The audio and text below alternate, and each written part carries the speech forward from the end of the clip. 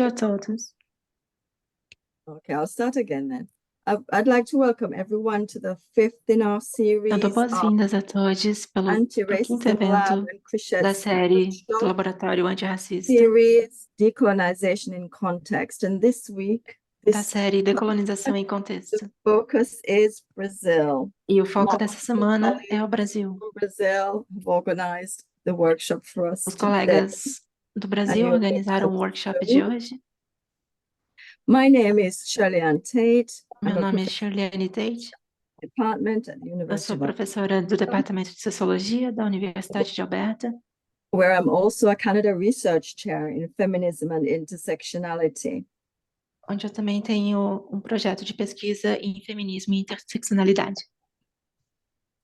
The University of Alberta respectfully acknowledges that it is located on Treaty 6 territory, traditional lands of First Nations and Métis people whose A Universidade de Alberta languages and cultures respeitosamente reconhece que está localizada no território do Tratado de número 6, terra de povos indígenas que habitaram e cuidaram desse espaço por tempos imemoriais.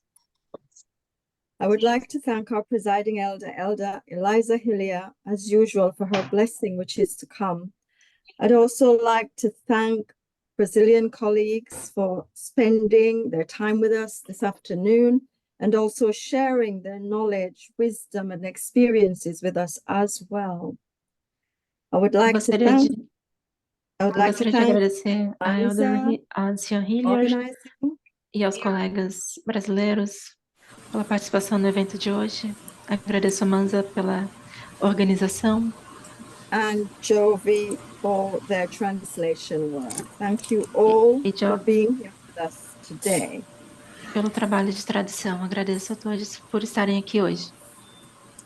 Just to let you know that for those of us who just speak English, we're going to have a translation channel turned on when our Brazilian colleagues speak. And you can send your questions to both Breshna and I. English for me, please. Portuguese for Breshna and English if you like. When the Q&A comes up at the end. Okay, so gostaria de informar que nós teremos um canal de tradução que vai estar ativo quando os palestrantes brasileiros começarem a sua fala, e vocês podem mandar perguntas tanto para Manza quanto para mim, ou para Dr. Breitner Tavares, perguntas em inglês para Shirley, perguntas em português para Breitner, por favor. Thank you, Jovi. Elder Hillier, over to you for your blessing. Thank you so much. Passamos para a prece para a Anciã Hilliard. Creator, I humbly pray for all of who are present here, who gather here today. Bless us with understanding and instill in our spirits to assess the rightness and wrongness of past actions of dominant institutions. As an elder, I pray for each and every one of you as my relations. I pray that we all are reminded of our extended relationship as a family, that we all share as human beings to be the stewards of Mother Earth and to transcend kinship ties, purpose, and enlightenment to others. I pray that we collectively encouraged to accept the responsibilities in our universal family, to live our lives in a harmonious and moral manner.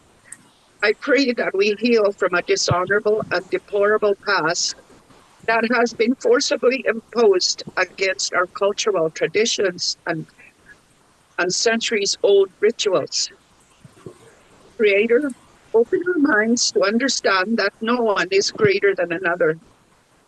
Allow us to draw on wisdom, that we become spheres of positive influence to others. Bless all who have gathered here today. We are not connected by blood or race, but through our collective desire to understand and amend our histories that were found and written through the acts of colonialism. We pray for divine guidance as we seek a purpose in life and service to help others.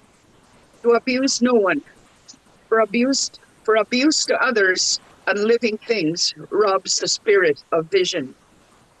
We give thanks that we understand and convey kinship ties to others, that to care for others is to know peace, and peace purifies the heart. Vision is of better understanding creates tranquility. Kinanaskom tinawa no ako maganak. I give thanks my relations. That was in my Cree language. Kinanaskom tinawa no ako maganak. Hi. Thank you so much, Elder Hillier, for your blessing. Thank you very much. I'd now like to pass over to my friend and colleague, Professor Dr. Breshna Tavares. A brief introduction to Breshna. Breshna is an associate professor at the University of Brasilia, a visiting researcher at the University of California at Berkeley in ethnic studies, where he's a Fulbright fellow. He's also been a fellow at Leeds Beckett University in the UK in 2018 in the Center for Race, Education and Decolonial Thought. He researches in public health and intersectionality. He has a PhD in sociology based on a Ford Foundation scholarship. So I'll hand you over to Breshna. There's much more that we could say about Breshna. He's so modest. Okay, Breshna, over to you. Oh, muito obrigado, Ile. Boa tarde a todos. Boa tarde, bom dia ou boa noite, dependendo de onde você esteja nos vendo.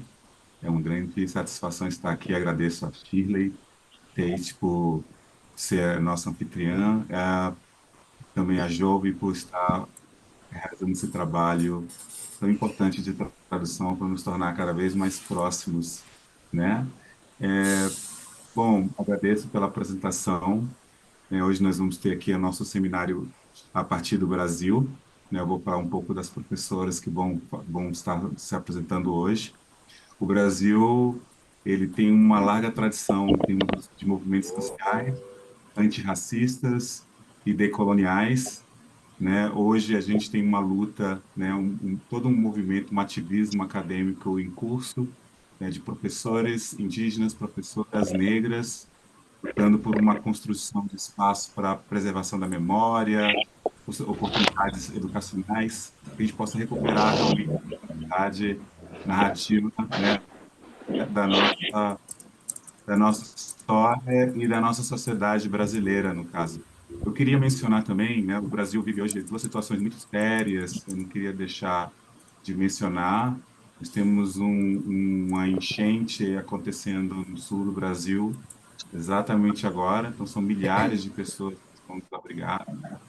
E a gente percebe que nesses momentos populações quilombolas, indígenas, negras dos espaços urbanos são as que sofrem mais ainda dessa vulnerabilidade e invisibilidade que normalmente o racismo traz com muitas suas componentes. Além disso, no Brasil, agora nós estamos vivendo, nós professores universitários, nós estamos numa greve nacional, são mais de 47 universidades que estão paralisadas neste momento.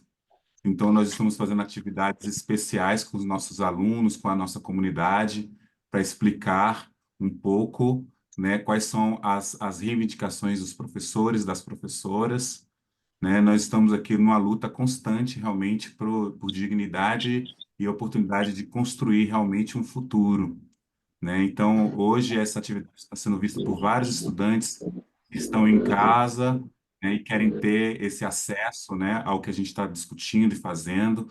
Então, aqui, hoje, mais do que nunca, é um espaço de resistência, né, contra-colonial ou decolonial, como queiram chamar, né? Então, eu queria apresentar aqui rapidamente e passar a palavra em seguida às professoras.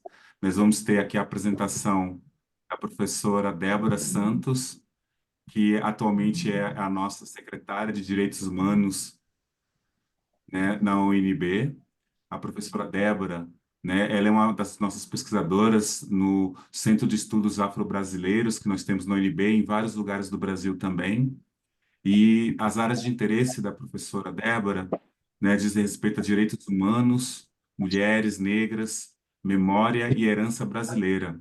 A professora doutora Débora, ela possui doutorado em Museologia pela Universidade Lusófona de Humanidades e Tecnologia em Lisboa, Portugal, e mestrado em História pela pela Pontifícia Universidade Católica de São Paulo. E eu não sei se eu já apresento as outras professoras ou faço uma apresentação a cada momento. Acho que eu vou apresentar todas, é isso? Né? Então, nós também vamos ter hoje aqui a professora Renísia Garcia, que trabalha com interseccionalidade, transversalidade e interseccionalidade e diversidade no contexto da Universidade de Brasília, na Faculdade de Educação, onde ela é professora.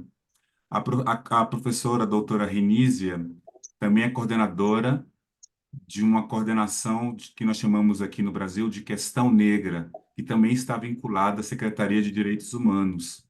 A professora Renísia, ela também é líder do grupo de estudos e pesquisas sobre políticas públicas, história, educação racial e relações de gênero. A professora doutora Renísia, ela possui um pós-doutorado, né, ela teve um sabbatical, né, em relações internacionais e diplomacia econômica na Universidade de Cabo Verde, né, e em comunicação na Universidade Lusófona do Porto, e em sociologia pela Universidade do Minho, em Portugal. Professora Renise é doutora em educação, mestre em História Social pela Pontifícia Universidade Católica em São Paulo.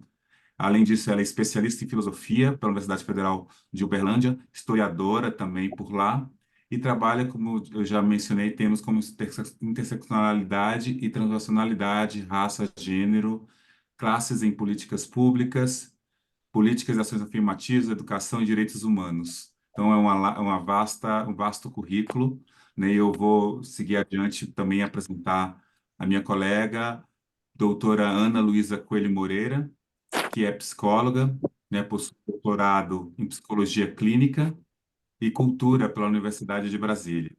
Ela foi pesquisadora visitante na Universidade da Califórnia, em Berkeley, né, pelo Departamento de Estudos Afro-Americanos, né, como uma bolsista Fulbright. Atualmente, a doutora Ana Luísa é analista de políticas sociais do Ministério da Igualdade Racial, é membro da Articulação Nacional de Psicólogos e pesquisadoras negras aqui de Brasília, Distrito Federal, né? Recentemente, a professora, né, a doutora Ana Luísa, recebeu uma missão honrosa, nacional no Brasil, no chamado Prêmio CAPES, que é a instituição de mais alto nível de educação no Brasil, né, em 2023, na sua área de psicologia. Como disse, ela tem doutorado em psicologia clínica pela UNB, mestrado em desenvolvimento de sociedade e cooperação internacional também pela mesma universidade. Então, eu espero que todos e todas tenham um excelente momento de ouvir as professoras, né? E mais adiante a gente vai ter um momento para alguns comentários e eventuais perguntas dos participantes. Muito obrigado. Então, já passaria imediatamente a palavra à professora Débora. Muito obrigado a todas as professoras. Obrigado, professora Débora. Bom, boa tarde a todas as pessoas, né? Boa tarde, principalmente professor Dreit, né? A professora Renísia, a professora Ana Luísa e a professora Shirley Tate, que estamos fazendo parte, então, dessa pequena mesa, né, para todos. Eu, na verdade, agradeço muito, professor Dreit Tavares, pelo convite, né, e pela essa oportunidade de poder conversar um pouco sobre um tema que, para mim, é muito caro, né, que eu venho há mais de 10 anos me detendo, né, sobre ele. Eu vou falar no que é, na verdade, né, trabalhar um pouco sobre descolonização e a... Oi, acho que está repetindo. decolonização, né, e antirracismo, na verdade, nos museus brasileiros, né? Eu parto, na verdade, de duas premissas que eu acho que é importante para começar a fala, né, que é primeiro que eu considero que a descolonização e antirracismo são inseparáveis, né, especialmente, né, trabalhando sobre os museus e nessa temática que eu tenho, né, principalmente porque eu acho que está ligado ao direito à memória, né, de todos os cidadãos e cidadãs, né, e direito à preservação dos patrimônios de todos, né, e todas que fazem parte aqui da cultura brasileira, né.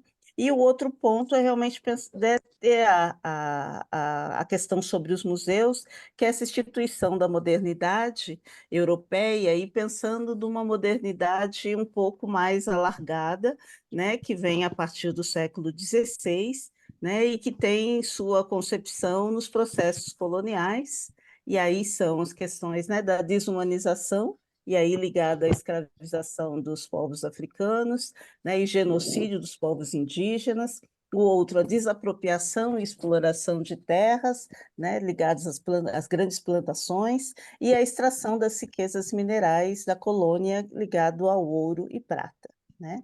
Então, eu entendo o museu enquanto essa, né, a construção, a primeira construção dele, e a que vem na verdade, sendo, né, que nós temos aqui no Brasil, principalmente, essa questão eurocêntrica, né, um local colonizado, classificador e hierárquico, né? Então, eu vou partir, assim, de fazer em 3 pontos a minha fala, que tem a ver, né, primeiro com a descolonização, pensar um pouco no amplo, nos museus brasileiros, no total, depois, um pouco sobre a descolonização nos museus afro-brasileiros, né, que foi um tema que eu também trabalho, e, por fim, eu vou falar de 3 experiências sobre museus já descolonizados, né, que é o que eu entendo, né, vai ser um pouco o exemplo do que eu entendo como museu descolonizado, né. E pensar que, assim, né, pensar essa descolonização desse espaço, eu sigo um pouco o que Walter Mignolo diz, que é aprender a desaprender os princípios que justificam museus, né? Que significa desafiar a lógica hegemônica e criar condições para que sujeitos historicamente excluídos sejam reconhecidos como produtores de conhecimento e detentores de memória e história dentro desse espaço. Entendo também que esses princípios, né, fizeram esses museus criarem, né, exclusão, silenciamento e preconceito, né? Então, muito mais preocupados com esse local de preservação e manutenção da trajetória de um único grupo, que é esse grupo ligado às elites, né? E a descolonização nesses espaços, eu também me baseio em cima de uma proposta da museóloga, né, e professora da UFBA, professora Josiânia Freitas, que ela fala sobre ações afirmativas museológicas, né? Então, é um pouco pensar isso, a descolonização, em cima dessas ações afirmativas museológicas. Então, começando pelo Brasil, né, como geral, em todos os museus, o Brasil tem 3.000, em torno de 3.500 museus, são várias as tipologias desses museus, são diferentes vertentes museológicas e históricas, né? E também diferentes tutelas, né? Tutelas é o seguinte, nós temos vários museus que são particulares, museus de comunidades, né? Museus de instituições de movimentos sociais, mas a grande maioria dos museus no Brasil eles pertencem à organização política administrativa, né, da República Federativa do Brasil. Então, ligados à União, né, que entendemos como os museus federais, aos estados, que são 26 estados, aos municípios, que são em torno de 6.500 municípios, e o Distrito Federal, que é que é daqui de onde nós estamos falando, né? Então, nesse universo de 3.500 museus, a gente pensando, né, que nós temos 6.500 municípios, né, ainda faltam muitos museus, né, em todos esses pequenos municípios, né? E principalmente porque a gente tem uma concentração desses museus em 2 regiões, né? Que é na região sudeste e na região Nordeste, que a gente também tem alguns, né, uma grande quantidade de museus. Esses museus, na verdade, em geral, eles não é que eles não tenham patrimônios afro-brasileiros, eles, na verdade, invisibilizam esses patrimônios, né?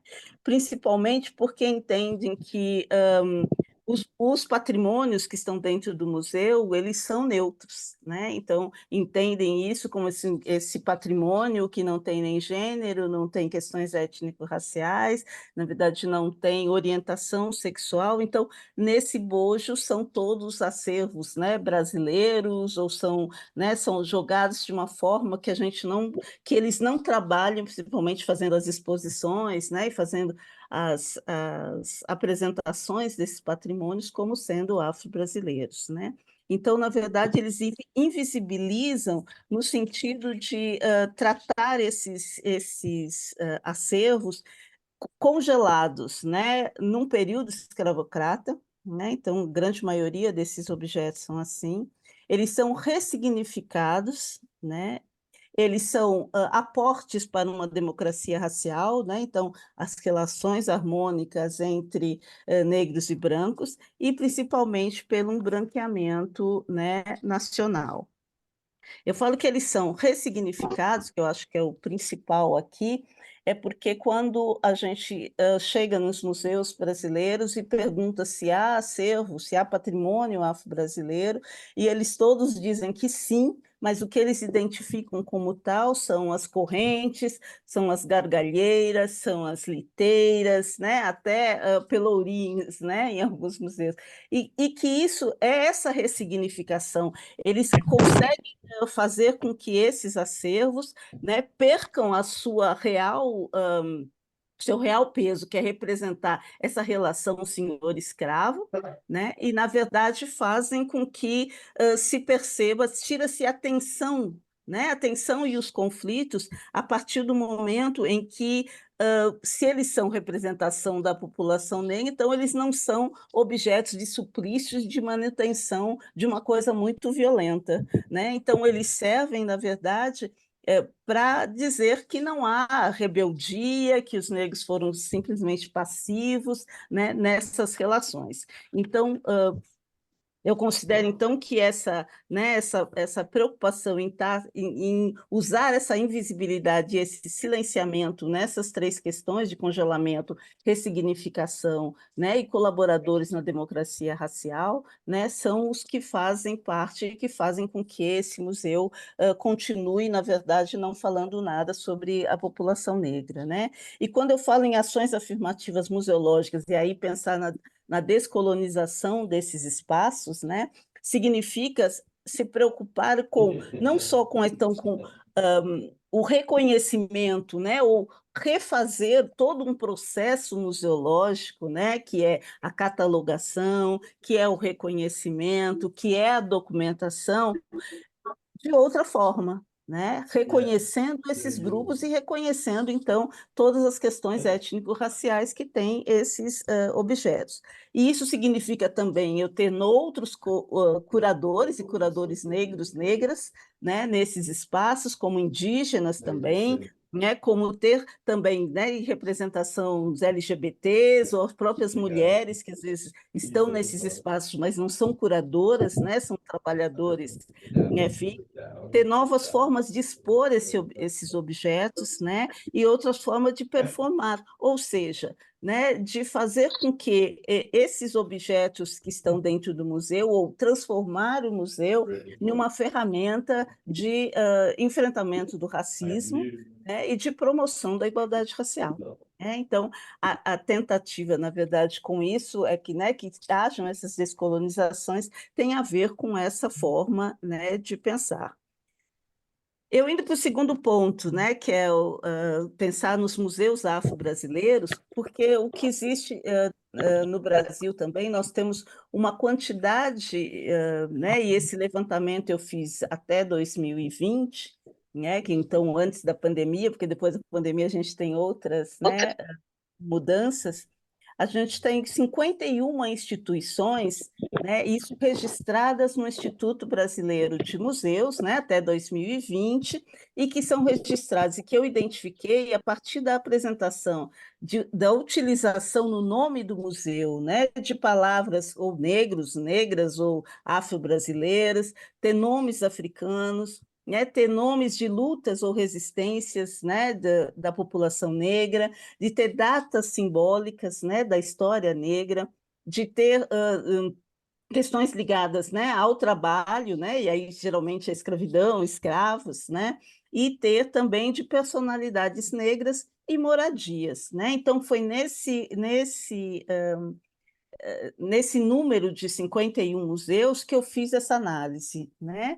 E que eu retirei, né? Vocês podem achar estranho ter retirado cultura popular, arte popular desse universo, mas eu considero que era necessário visitar, né, em todas as regiões, né, brasileiras, eu visitar esses museus. E aí faz parte desse projeto, talvez pós-doc, alguma coisa, de dar continuidade para esse trabalho, que é poder identificar se realmente esses museus também podem ser identificados assim. Não existe, e dentro da museologia a gente não tem trabalhado no sentido de pensar isso como a possibilidade de fazer uma rede de museus afro-brasileiros ou conseguir fazer uma categorização específica desses museus afro-brasileiros, porque eles têm diferentes organizações, né? Eles vão desde uma questão de disputa, né, pela memória, que aí vem a memória feita e pensada pelos movimentos negros ou pelas pessoas, né, negros e negras, mas também ligadas ao Estado. Como eu disse anteriormente, a grande maioria dos museus são dentro dessa organização, né, política administrativa e que às vezes, né, há um desejo de criação de museus no Brasil. Então, cada vez que nós temos uma mudança, né, nos estados, novas eleições, sempre quem assume tem o desejo de construir um museu, né? Sempre está com uma das questões ali, é de construção de museu. E às vezes essa construção desses museus afro-brasileiros são feitas por pessoas, né, que não conhecem, não sabem e que são, né, como é que chama? São pessoas não progressistas até e que fazem, que mantêm uma construção do museu exatamente como são esses museus brasileiros, que é, na verdade, congelamento, de novo, né, na questão escravocrata, né, uma questão, né, ligada à exclusão, né, e o não reconhecimento das lutas, né, do próprio movimento negro nesse sentido, né? Então nós temos museus, a gente consegue pensar museus, né? Tem Museu da Abolição, temos Museu do Escravo, Museu dos Escravos, Museu do Escravo Jacó, que é um nome específico, que aí a gente pode pensar, ah, que bom, o escravo Jacó vai ser a história, então, sobre esse negro escravizado. Mas quando você vai buscar informação, não tem nada a ver, nem ligado à questão racial, nem coisa nenhuma, porque o dono desse escravo, né, esse senhor desse escravo, gostou muito desse escravo, então, quando ele morre, ele dá o nome da casa dele, né, de escravo Jacó. Né? Então, quando se faz o museu é, na verdade, do senhor, né? Mas ele tem esse nome, então, Museu do Escravo Jacó. Assim como tem também museus, né, que é o museu, por exemplo, Museu do Escravo, em Barra do Piraí, que é um município do Rio de Janeiro, que ele é feito dentro de um hotel fazenda, que foi um antigo local, né, de produção de café, de plantação de café, e é um hotel fazenda hoje, e há a possibilidade das pessoas irem passar o final de semana e ter uma experiência sendo senhor ou escravo. Né? Então, já foi denunciado várias vezes pelo movimento negro brasileiro, pelo próprio Ministério Público, mas, por ser particular, a desculpa é de que as pessoas vão para lá e fazem um teatro, resolvem, né, se vestir, elas têm vontade de se vestir com aquelas roupas, então fazem essa apresentação, né, ou essa teatralização do que relação senhores, né? Então, eu pensar, né, pensar sobre a descolonização também acaba chegando a esses museus, né, de pensar como é que eles podem, né, eles podem não, como é que eles devem, né, ser modificados, né, e descolonizados no sentido de trazer realmente, né, se tornarem o que eu falei, essa ferramenta antirracista, né? Temos um exemplo em relação a isso, né, que está ainda em andamento, faz poucos anos, faz uns 2 anos só, essa proposta, que é o Museu dos Escravos em São Vicente, uma cidade de São Paulo, né? Que o museu chama Museu dos Escravos e a comunidade já discutiu isso e hoje já mudou o nome, né, que chama Casa da Cultura Afro-Brasileira Memorial dos Escravizados, né? Então, está uma tentativa aí de modificação desses espaços. Nós temos o próprio Museu da Abolição, que desde 1988 também está num debate muito grande, porque assim, os acervos, que acervo vai ter no Museu da Abolição, né, e que o movimento negro vem discutindo, porque se a gente considera que ainda não tivemos uma abolição, né, não fomos entendidos, não somos entendidos enquanto plenamente cidadãos, né, e cidadãs. Então, tem toda uma discussão ali, ele é sempre, cada vez, até como ele é um museu também do Estado brasileiro, e aí ligado à União, né? Tem sempre essas mudanças e essas tensões que vão e voltam o tempo todo, e discussões e possibilidades, mas que o movimento negro está naquele local, né, muito engajado em fazer, né, modificações. E aí, nesse sentido, também, as modificações que a gente deve ter, né, e pensar em afirmativas também, nesses próprios espaços que a gente jamais pensou que haveria necessidade de fazer, também é a modificação e o reconhecimento que o Estado deve ter dos movimentos negros, né, e dos movimentos feministas negros, né, e um reconhecimento para a mudança, né, e construção de outros, né, de outra forma de pensar a memória e a história afro-brasileira. Por mais que a gente tenha a Lei 10.639, no espaço, eles utilizam aquilo, né, essa discussão, dizendo que é uma representação, já é uma utilização da 10.639, mas pelo, né, só esses exemplos que eu dei é completamente, né, enviesados. E, por fim, né, eu falo, então, de três experiências, né, feitas até por mulheres negras, né, que são três museus em diferentes regiões do Brasil, né? Um é o Museu Capixaba do Negro, né, que Verônica, que hoje assumiu até o nome dessa pessoa que, né, foi a mais... quase que idealizou, foi quem fez com que o museu exatamente existisse. Então, é o Museu Capixaba do Negro, Verônica da Paz, né? Ele foi um museu que surgiu das discussões em 1988, que foi os 100 anos da abolição né, da escravidão. Então, a discussão, os movimentos negros se reuniram e começaram a discutir sobre a necessidade de ou o Estado do Espírito Santo ou a cidade de Vitória de ter um museu, né, afro-brasileiro ou um museu do negro. Nesse sentido, a proposta, né, o tempo todo foi um vai e volta dos próprios, tanto município quanto Estado. Eles acabaram, né, esse movimento negro, nas suas manifestações, acabou invadindo, né, um espaço, e naquele espaço construiu, né, criou e fixou ali as bases desse Museu Capixaba do Negro. Né? E os acervos deles, o que eram? As aulas de capoeira, dança afro, né, os encontros né, de vários grupos negros aconteciam naquele espaço, lançamento de livros. Então, durante 18 anos, o movimento negro do Espírito Santo manteve esse museu. Né? Então, essas atividades são atividades que hoje, dentro, né, não só pensar a descolonização a partir, né, do que eu penso, mas é um movimento hoje dentro da própria museologia, né? Tanto que durante, né, desde 72 tem sido chamado de nova museologia ou museologia social, né?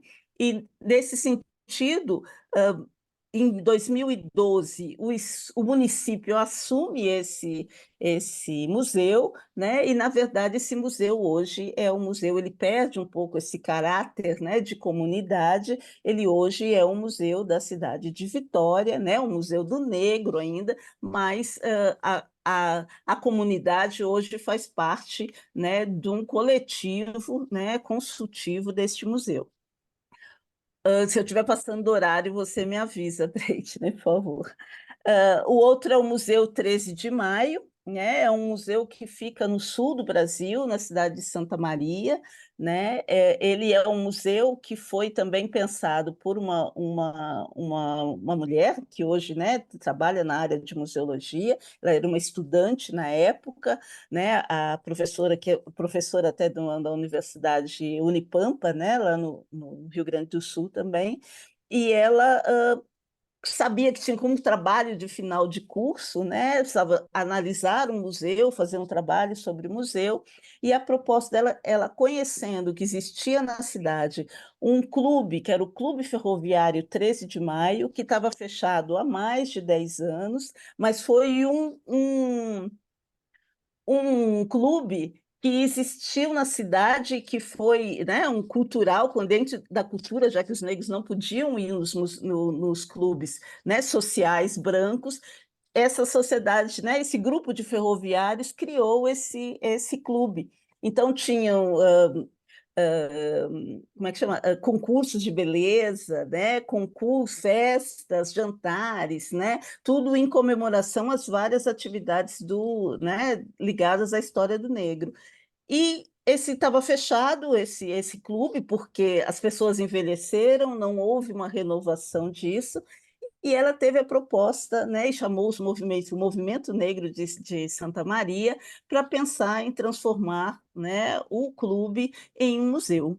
Né? E hoje ele continua existindo até hoje, né, o Museu 13 de Maio, e ele até extrapolou, sim, né, a questão do próprio clube. Né? Ele hoje é significativo ali para aquela comunidade, tanto para o próprio estado do Rio Grande do Sul, né, considerado como o único museu afro-brasileiro institucionalizado no sul do Brasil, né, que é o Museu 13 de Maio. Né? Então, também as atividades são essas atividades ligadas, né, à capoeira, à festa, a danças, a comemorações, a participações, né, mas enquanto uma ferramenta aí, né, antirracista.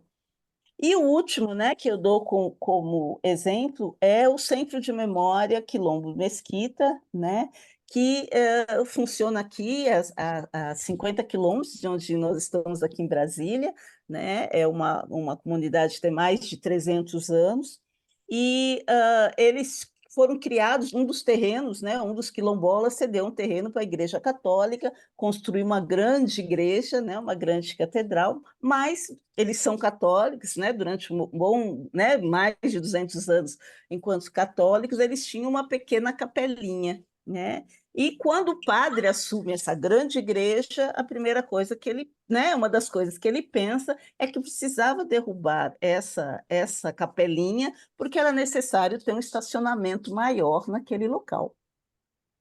As mulheres, né, quilombolas, né, consideraram que aquilo era um patrimônio para elas, né, aquele espaço. Era onde elas tinham casado, era onde elas tinham sido batizadas e batizado seus filhos, aonde elas fizeram a primeira comunhão e onde elas até organizaram, quer dizer, a comunidade como um todo organizou a própria questão de se transformar em associação, né, remanescente de quilombos. Então, o que elas pensaram, né? Ah, não, vamos juntar. O que vocês têm em casa? Vamos fazer uma coleta dentro, né, da comunidade de quais são as coisas representativas desses 300 anos de nossa história aqui. E foi isso, a partir da coleta de objetos, né, elas acabaram assumindo, né, tomaram de conta essa pequena capela, né, e construíram e efetivaram, na verdade, um museu. Né, que o museu que está lá até hoje, agora ele está até, nesse momento, ele está fechado, mas ele está na reforma, né, de telhados, mas, assim, ele continuou e foi, assim, é mais do que nunca uma representação do que é uma movimentação, né, de uma comunidade em defesa de um patrimônio, né? E é isso que a gente considera que seja uma questão bem, né, que hoje significa ser um museu, significa construir um museu, né? A gente não acredita, né, a parte mais, né, progressista, claro, significa que reconhecer a existência dos museus e a criação dos museus hoje só tem valor se ela for feita pela comunidade, né? A comunidade escolher os seus patrimônios, né, e o que é significativo para ela. E para terminar, eu só falo, o professor Breit, né, já fez esse chamamento, né, de que nós estamos num problema, num momento bem complicado por conta, né, das coisas, né, das inundações que estão ocorrendo, né, as mudanças aí climáticas fazendo inundações no Rio Grande do Sul.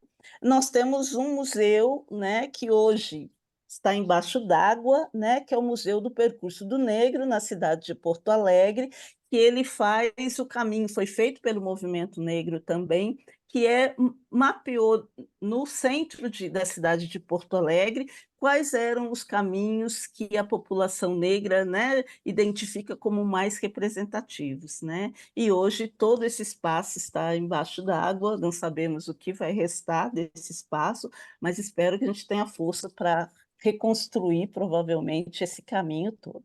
Né? Eu paro por aqui e deixo para questões que vocês tiverem. Muito obrigada. Muito obrigado, professora Débora. Considerações muito importantes sobre ideia de memória e a importância dos museus para essa reconstrução da imagem do negro no Brasil. Eu acho que a gente vai poder conversar bastante sobre isso ainda hoje. Eu seguiria adiante, então, já agradecendo a professora Renísia e convidando ela para dar início à sua fala. Professora Renísia, professora, eu gostaria de compartilhar a tela de alguns slides. Você tem como fazer isso a partir do Bom, seu eu computador? posso tentar?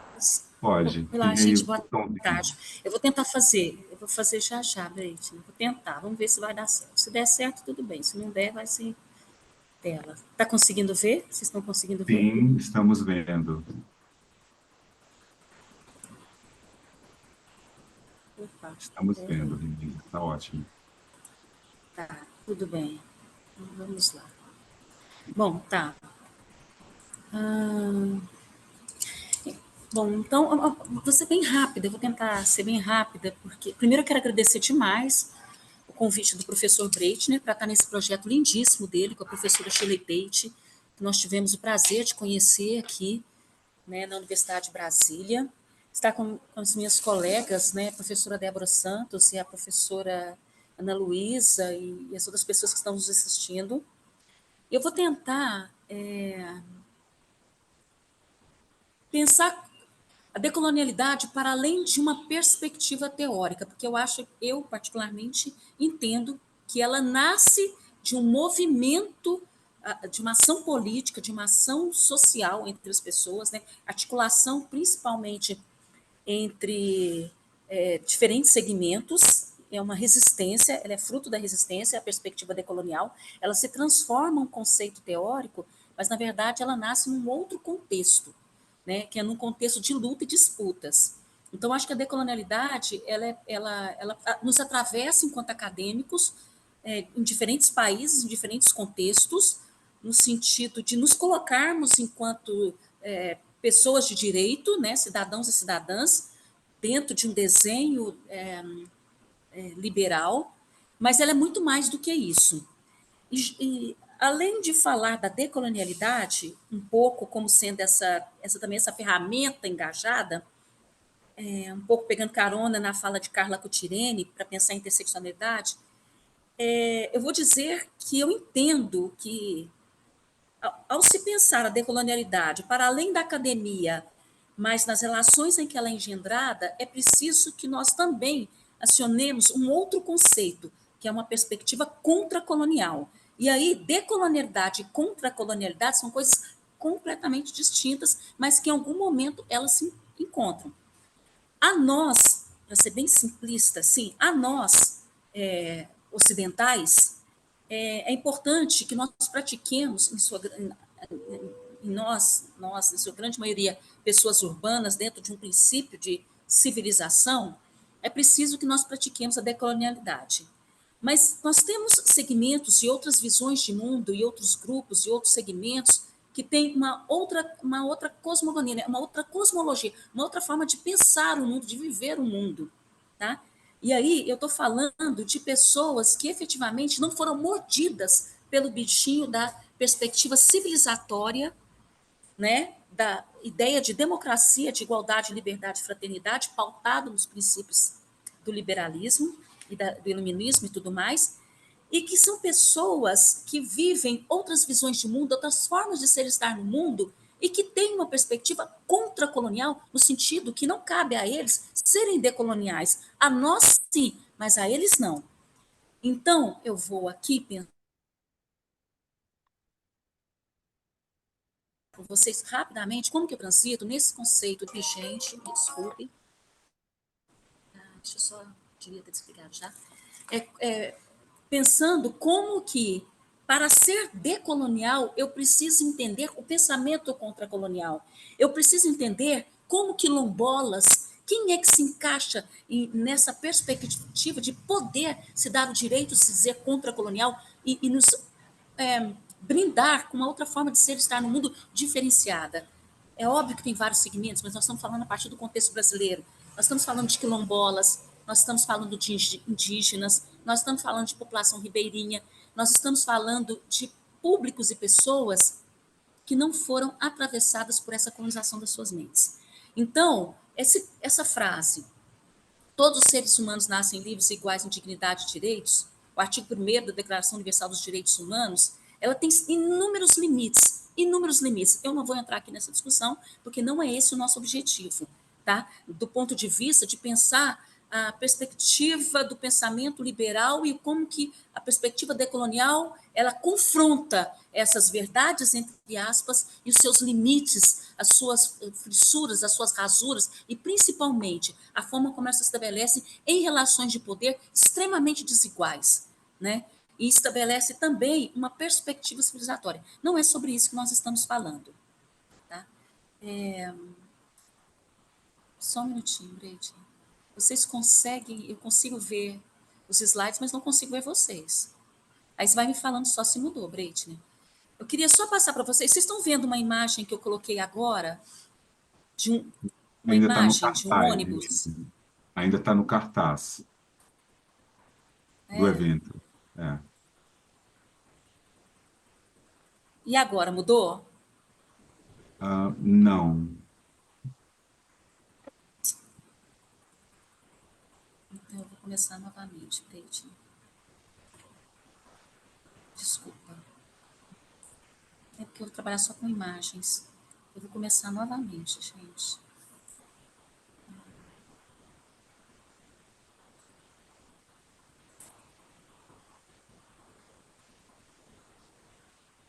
Vocês conseguem ver o agora slide? você Não, né? compartilhou a sua tela, né? Nós conseguimos ver a tela do seu computador, mas não os slides. Agora voltou para o padrão normal. Ok. Ai, que complexo.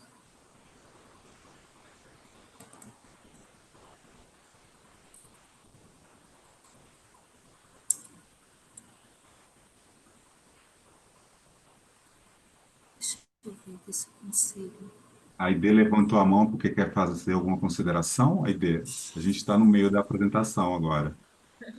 Boa tarde a todos. Não, era para dizer que eu tinha conseguido entrar, estava com alguns problemas técnicos aqui. Muito obrigada. Tudo bem. Bem-vinda, Aide. Boa tarde. Obrigada. Boa- Enísia, se Breitner, você... oi. bom, Eu te posso... mandei, Breitner, Tá, mas eu vou eu tentar vou. compartilhar Ó, daqui, então. Deixa eu ver o que que eu consigo fazer. é porque são imagens que são importantes para a discussão que a gente vai fazer aqui. Vamos ver se a gente Entendi. consegue. Se não, Tentar compartilhar aqui através da minha tela.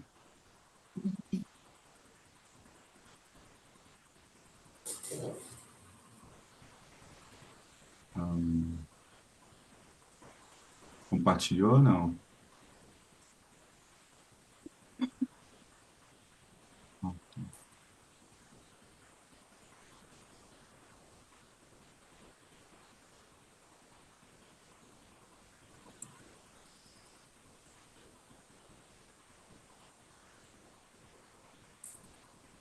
Deixa eu salvar de novo, deixa eu ver se eu consigo abrir. Vamos ver, Brit, eu vou tentar só mais uma vez também. Eu não Senão consigo a gente daqui vai não, sem. Renise. É, Tá bom, vamos ver se eu consigo aqui agora.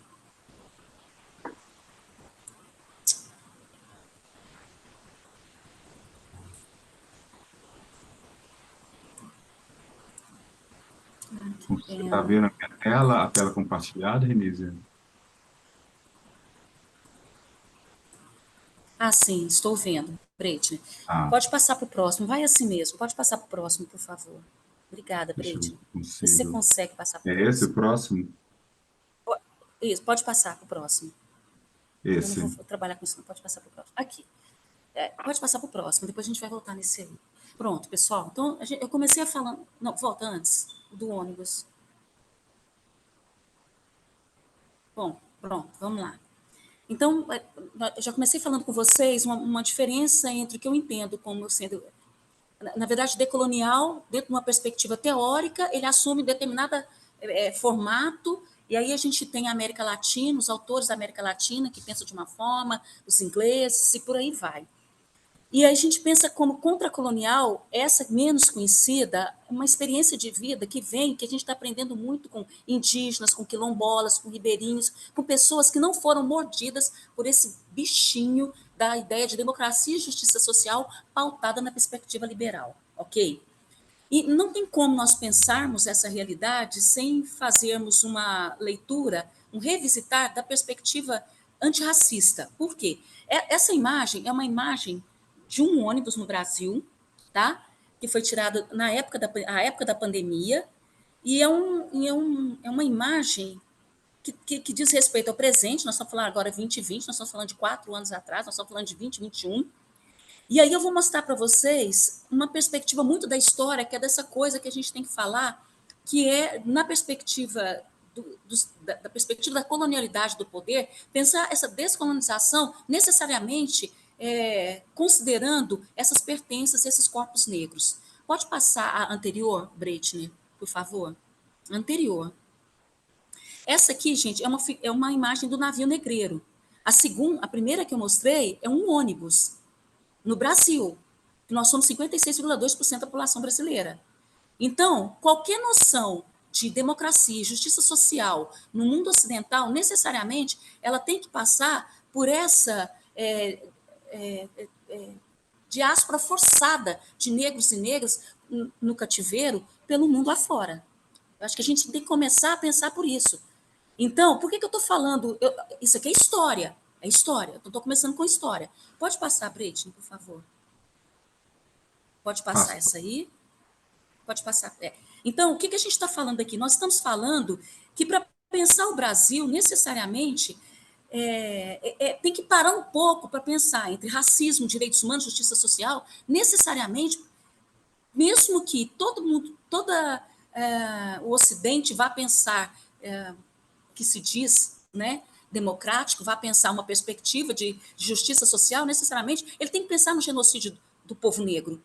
Em qualquer circunstância, aqueles ônibus estão presentes em qualquer território periférico, planetário, não tem como se descolar raça de classe. Então, é um olhar interseccional que tem que estar sempre posto para todos os educadores e educadoras. Né? Então, no Brasil, especificamente, quando nós trazemos, eu trago duas imagens muito simples, assim, básica, que é para pensar o genocídio do povo negro, que é para pensar uma perspectiva do Achille Mbembe, da perspectiva da necropolítica, né? Que é a morte dos negros e negros, e esse Estado que efetivamente, seja no Brasil, seja quando você vai pensar na questão dos imigrantes na Europa, seja nos Estados Unidos, ele invisibiliza essas presenças negras e esses navios negreiros que continuam operando em todas as realidades, onde quer que nós estejamos. Entende? Pode passar, Britney, por favor. Eu não vou me ater nesses dados, mas só para dizer para vocês o seguinte: o que causa um problema tão grande do ponto de vista de você pular essa história, que é da colonialidade do poder, da racialização de todas as relações, seja no continente europeu, seja no continente africano, seja no continente latino-americano, seja na Oceania, o que choca mais ainda? E eu vou pegar o caso do nosso país. É que em todas, isso aqui são dados do Disque 100, que é uma ferramenta que nós temos de denúncias de violência. Em todos os indicadores, nós vamos ter dados que vão nos dizer a faixa etária da maioria das crianças que estão sendo violentadas, isso aqui é de 2017. Por que eu pego de 2017? Porque o de 2019 foi no governo Bolsonaro e os dados foram maquiados, entende? Então, nós tivemos limites nesses dados, porque era um governo que não se comprometia com dar visibilidade para quem estava na ponta e muito menos em enfrentar definitivamente essa desigualdade que é econômica, que é racial e que é de gênero. Então, os dados aqui vão mostrar da violência, 41% das crianças estão entre 12 e 17 anos. A maioria são do sexo feminino. E a maioria dessas pessoas também são pessoas negras, que é a somatória de pretos e pardos no Brasil. Pode passar, por gentileza, Breitner. Se eu pensar também em lésbicas, gays, transvestis, transgêneros, transexuais, todos esses grupos também, esse quadro vai se repetir. Olha a faixa etária de 2017, a maior violência incidia sobre pessoas com mais de 60 anos. Né? A cor, raça também vai se repetir. Prestem bem atenção, nós temos lá 31% de pessoas autodeclaradas pardas e 9%, ou seja, 40% de novo das pessoas são autodeclaradas negras. O sexo biológico são pessoas, homens e homens gays, né? É pensar sobre isso. É pensar sobre isso. A identidade de gênero, maioria gays. Então, assim, são gays, só que não tem um cruzamento para entender que esses gays e são gays negros. Entende? Então, assim, as pessoas, a questão racial, ela fica pulverizada nesses dados quando eles são separados. E, na maioria das vezes, eles são desagregados. Entende? Então, não há um olhar para quem está na ponta, para quem está sofrendo esses impactos dessas desigualdades. Pode passar, Breitner, por favor. Bonitinho.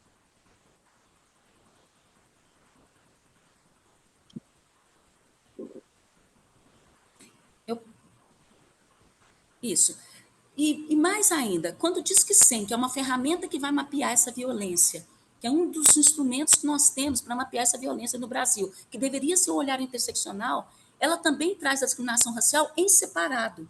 E quando ela traz em separado, ela não nos mostra quem são as crianças que estão sendo violentadas que são negras, porque a raça está separada. Então, você não faz o cruzamento.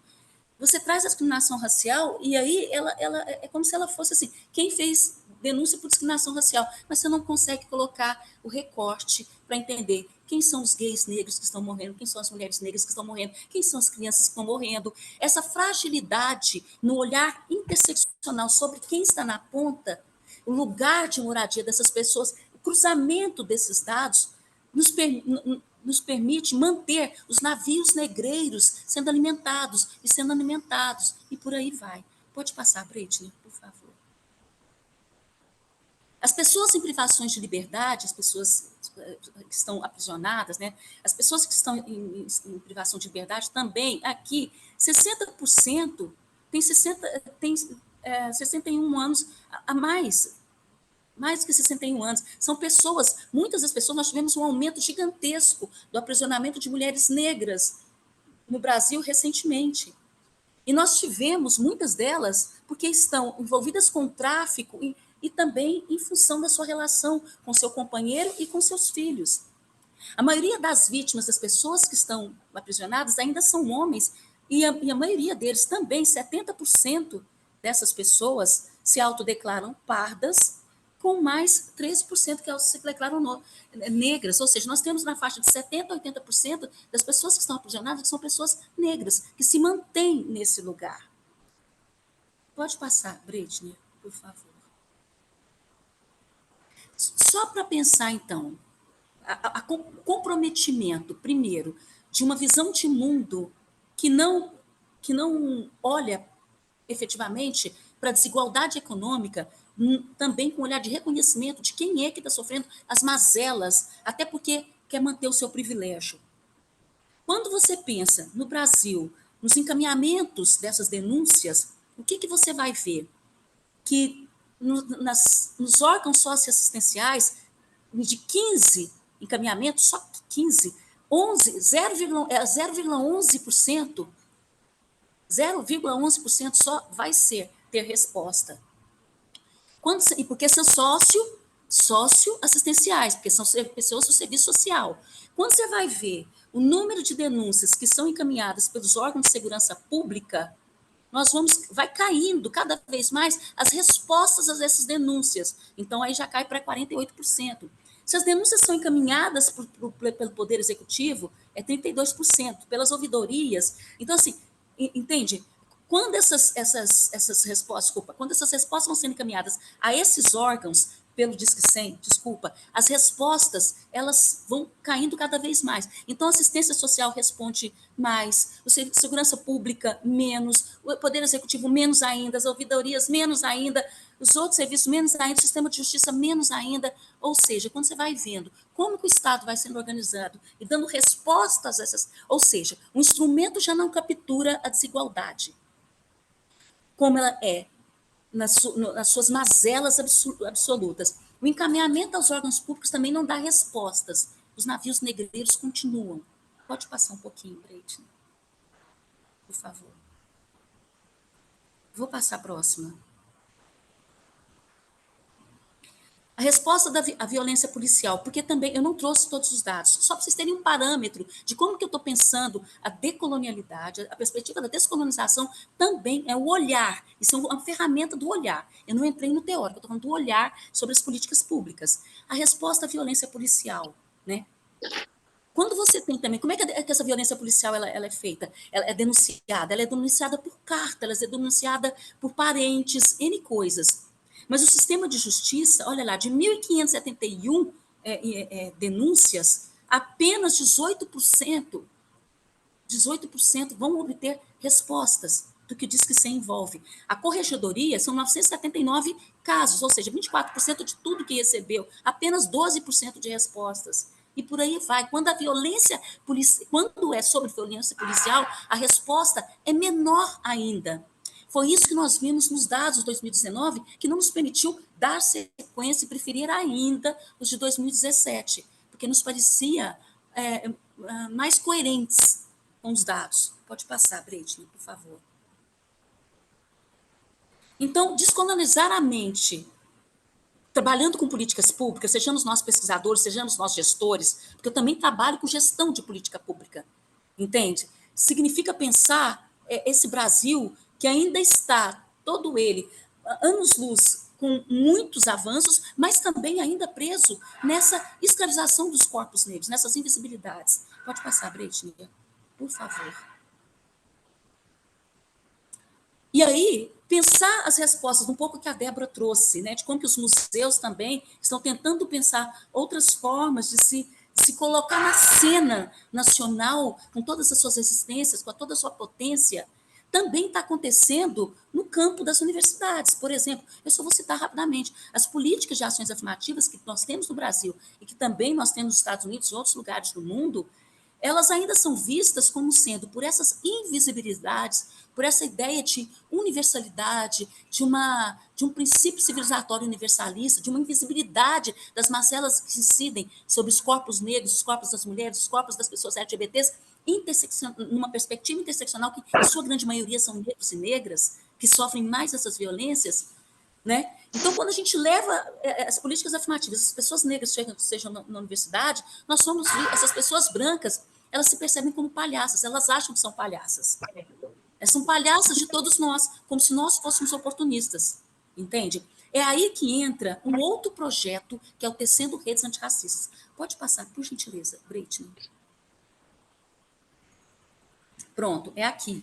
É aqui que entra a Renícia, que trabalha com políticas públicas, que pesquisa sobre políticas públicas, que pensa uma ferramenta que vá ajudar a pensar quem são os demandantes de políticas públicas, né? Pensar políticas para a população LGBT de uma forma mais cuidadosa e que, de fato, mude essa realidade, ou uma política que seja antirracista e tudo mais. Tem alguém com o microfone aberto, Breitner. Você consegue bloquear o microfone de todo mundo? Não, porque eu estou numa outra tela, eu teria que sair para entrar aí para isso. Tudo bem, mas vamos lá. Tomara que não seja nada de interferência daquele tipo que a gente tem acontecido no Brasil. Então, pensar uma educação antirracista e tecer redes significa que a luta antirracista é da população negra, mas não pode ser e nunca deve ser só de negros e negras. Aí é que entra, na perspectiva um pouco que a Débora trouxe o decolonial e que todo mundo trabalha aqui, é pensar o pensamento contracolonial, ou seja, a gente tem que pensar quais são os outros mundos possíveis, né? E aí é que nós temos esse outro projeto que se compromete numa perspectiva transcontinental, né? O diálogo com África, Brasil e Portugal. Em que sentido? É questionar a empresa colonial portuguesa. É sobre isso que a gente está falando. E aí é ouvir qual é a contribuição desses intelectuais. Pode passar, Britney, por favor.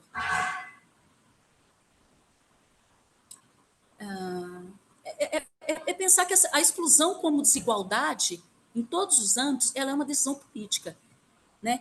E romper com isso, romper com essa perspectiva desses economistas liberais, ortodoxos, eu já estou falando da esquerda, eu não estou nem falando da direita, porque a esquerda também precisa compreender que é preciso pensar outras políticas, além de redistributivas, políticas de reconhecimento. E políticas de reconhecimento tem que dialogar com quem está na ponta. Essas pessoas têm que estar na cena política. Por isso que a perspectiva decolonial, ela ajuda muito na dar visibilidade para essas lutas que sempre ocorreram. Pode passar, por favor, Britney. A gente tem 2 minutos, Letícia.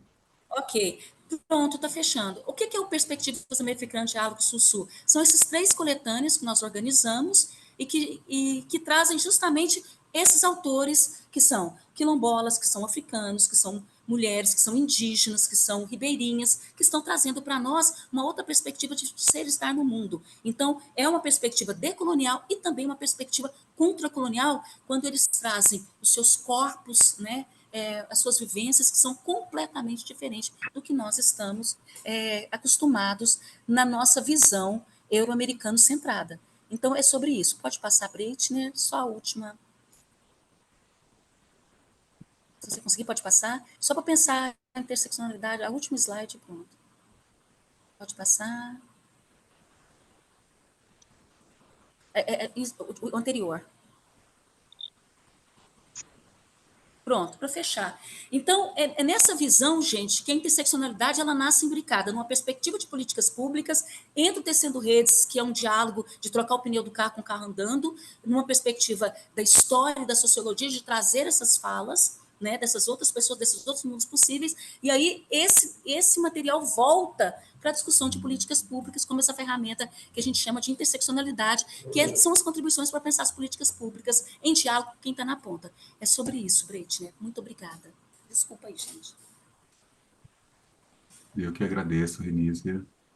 Vou interromper o compartilhamento, né? Agradeço muito, muitíssimo sua fala. Acho que traz problemas sobre o contexto da colonialidade, do poder em suas diversas configurações e um percurso no sentido de uma descolonização, que eu acho que a gente pode estar comentando mais adiante, né? Eu já passaria a palavra imediatamente à Ana Luísa, né? E aí, mais adiante, a gente pode conversar um pouco sobre essas várias falas tão importantes que nós estamos tendo aqui hoje. Obrigado, Ana Luísa. Boa tarde para todas as pessoas. Vocês conseguem ver já a minha tela? Sim, né? Sim, conseguimos. Então tá bom. É, eu vou me apresentar rapidamente. Eu sou Ana Luísa, eu sou psicóloga, sou doutora em psicologia clínica e cultura. Entre outros trabalhos, o que eu vou falar hoje tem muito a ver, pensando na questão da saúde mental, da descolonização e do racismo, né, na educação superior. Falar também de uma experiência que eu tive pensando no acolhimento de estudantes negras, negros e negras na Universidade de Brasília, para fazer essa discussão com vocês, para a gente pensar um pouco, né, como que está essa chegada dos estudantes, a permanência, sobretudo, e a questão da saúde mental. E como é que a gente pode pensar também em caminhos futuros aí de descolonizar desde o currículo, da atuação profissional, né, para que, quando a gente pensa na questão da educação, a gente possa aí ampliar esses horizontes. Então, pensando, né, o que eu comentei aqui agora, então o objetivo vai ser refletir justamente sobre essas incidências, né, do racismo, da colonização, do capitalismo, que atravessa a saúde mental da população negra, principalmente nessa questão do processo formativo e educacional e emocional, né, que está tudo interligado. Então, pensando nessa questão do racismo, né, e da educação superior, quando a gente vai falar, né, na universidade, a professora Renísia trouxe aqui muito bem, a professora Débora também, quando a gente está falando desse lugar de conhecimento, né, de produção de saberes, etc., e dessa relação com a universidade, que muitas vezes é considerado esse locus, né, de excelência, de produção do conhecimento, mas que muitas vezes tem uma série de contradições, né, nesse sentido. Então, que muitas vezes se omite de fazer umas críticas estruturais mesmo, né? Porque assim como todos nós, todas nós, o racismo nos atravessa o tempo todo, a universidade também, né? É impossível estar nesse lugar de neutralidade, como, né, a gente sabe que historicamente foi aventado esse lugar do saber como neutro, que isso não existe, né? Então, pensar na universidade numa perspectiva, né, de descolonização é a gente pensar em estruturas que precisam ser, né, criticadas, refletidas e modificadas, né, em relação, por exemplo, à ausência de reparação histórica, o não reconhecimento ou a inequidade de acesso ao ensino superior da nossa população negra, as dificuldades da permanência, né? Muitas vezes isso não é discutido, a gente às vezes fala nas questões de ações afirmativas, de cotas, mas a gente poucas vezes não tem o olhar voltado para como estão essas pessoas, esses estudantes, essas estudantes na universidade. E com isso, o agravamento psíquico, né? De como que isso está sendo, e muitas vezes se dá no âmbito da própria universidade.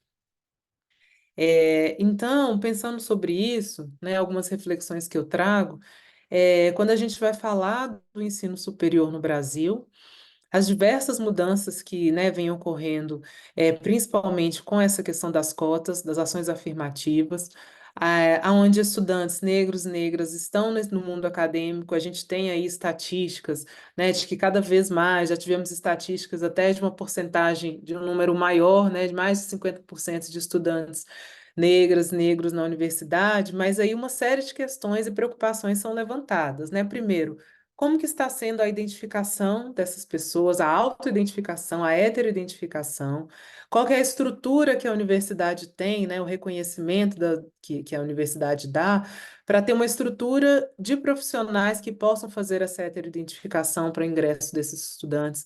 O que que a justiça também está pensando sobre isso, né? Então, ou seja, é um trabalho de diversas pontas nesse sentido, para a gente entender quem está entrando.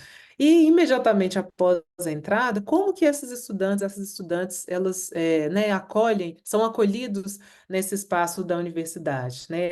A professora Débora e a professora Renisa têm vasta experiência nesse sentido, do recebimento dos alunos, e a gente sabe o quão difícil é que uma série de questões são atravessadas por essa questão do racismo. Né? Então, pensando nessa presença negra, né, na universidade, o quanto que não vai diretamente ao encontro, né, da falta de diálogo e pensando nessas estruturas racistas coloniais onde a academia se encontra, né, e pensar justamente nessa questão do corpo negro, como é que ele é constantemente subjugado como sujeito de conhecimento, como sujeito de não conhecimento muitas vezes, né, e aí o seu conhecimento ele é colocado como uma questão não válida, né, academicamente, cientificamente, como a gente sabe muito bem ao longo da história. Então, pensando nisso, essa questão do adoecimento mental, né, dos estudantes, é uma preocupação muito grande, né, para o pessoal da psicologia, por exemplo, do qual eu faço parte, mas assim, de uma forma geral. Por quê? Porque a gente sabe o tanto que esses estudantes, essas estudantes estão adoecendo, né? O quanto que esse processo de entrada na universidade, de entrada no mundo do trabalho, né, de preparação profissional, ela é muito forte e muito pesada para os estudantes, porque são atravessados por questões de raça, exclusão racial, de gênero, de classe, de sexualidade, de deficiência, uma série de marcadores aí que vão sendo postos a toda prova, desde um questionamento da intelectualidade daquela pessoa que vem, né, desde o questionamento da sua origem, né, diversas formas que são consideradas extremamente racistas, mas que no senso comum são colocadas como piadas, como um mal entendimento, né, e muitas vezes a universidade ela não tem condições, né, de abarcar essas situações. E isso por quê? Porque a gente precisa de um entendimento que venha de todas, né, de todos os campos da universidade, né, de todas as instâncias, principalmente, para que não só ações pontuais ou para que determinadas pessoas que são muito aguerridas e de levar essa questão racial dentro da universidade não possam estar sozinhas nesse sentido, né? Então, que a gente possa ter cada vez mais essa institucionalidade e o reconhecimento de fato do racismo como estrutural. E aí são narrativas frequentes, né, que acontecem. É um sentimento de inadequação muito grande, né, dos alunos, de não entender aquele espaço ali como pertencente dessas pessoas, uma interpretação muitas vezes distorcida do que é o sofrimento mental, né, desses alunos negros, subestimando, por exemplo, o atravessamento pelos quais são passados de sentimento de pertença, né, ou de abandono, ou de questionamento constante da existência daquela pessoa.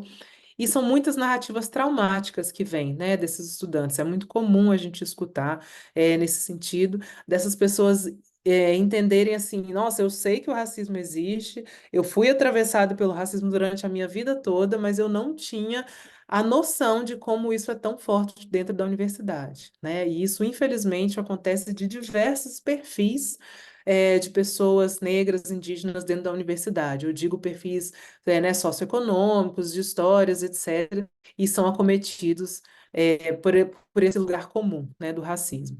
E, infelizmente, algumas questões, né, são muito sérias, às quais a gente tem que se haver, que são as tentativas de autoextermínio, de suicídio, sintomas depressivos fortes, né, e o sentimento de solidão.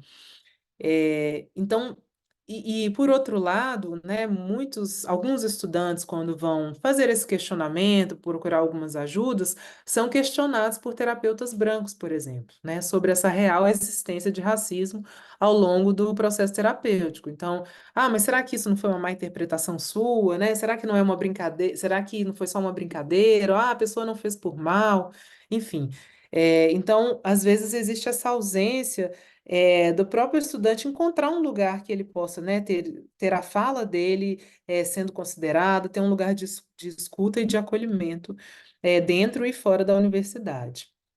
Outras narrativas também, né, como eu falei, né, isso não está na sua cabeça, né, ou senão até uma própria questão da universidade. Não, a universidade ela não está aqui para isso, né, ela tem outras coisas que ela precisa se cuidar. E aí, quando a gente fala desse bem-estar, né, dos estudantes, muitas vezes não passa por esse lugar desse acolhimento também, né, na sua saúde mental.